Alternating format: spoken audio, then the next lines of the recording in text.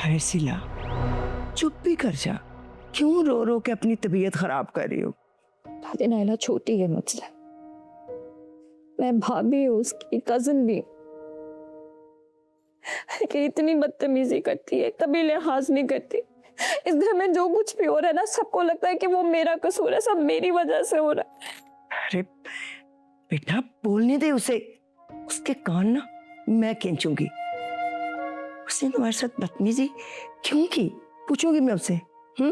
और ये ना तू रोना धोना बंद कर दे, वरना जिस्म से पानी कम हो जाएगा और फिर इस घर को कौन संभाल लेगा, मुझे कौन संभाल लेगा?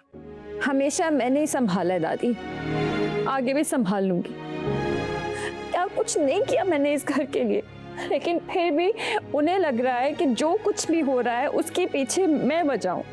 अच्छा ठीक है, दिल हल्का कर ले, फिर जाके ना जा चाय बना कर ला, और साथ में कुछ खाने को भी ले आना, ढूंढे भी उबाल देना। भी जिस्म में ताकत होगी तो तेरी उस सास से मुकाबला करूंगी ना। दादी असद फोन नहीं उठा रहा है, पता नहीं कहाँ है, मुझे फिक्र हो रही है उसकी। देखिए कितनी बार फोन कर चुकी हूँ लेकिन नहीं उठा रहा। अरे बेटा उसने कहाँ जाना है, आ जाएगा। ऐसे सिला बेटा, मैं तो कहती हूँ तू कहीं 2-4 घंटे के लिए नौकरी कर ले।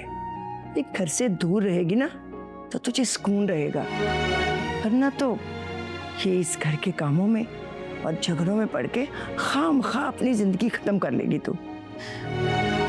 दादी मैं सबको इस हालत में नहीं देख सकती। अच्छा तो ठीक है, कर ले फिर अपना हाल से बेहाल, और अपने उस शौहर के लिए जो तुम्हें छोड़कर बाहर जाने की तैयारियां कर रहा है।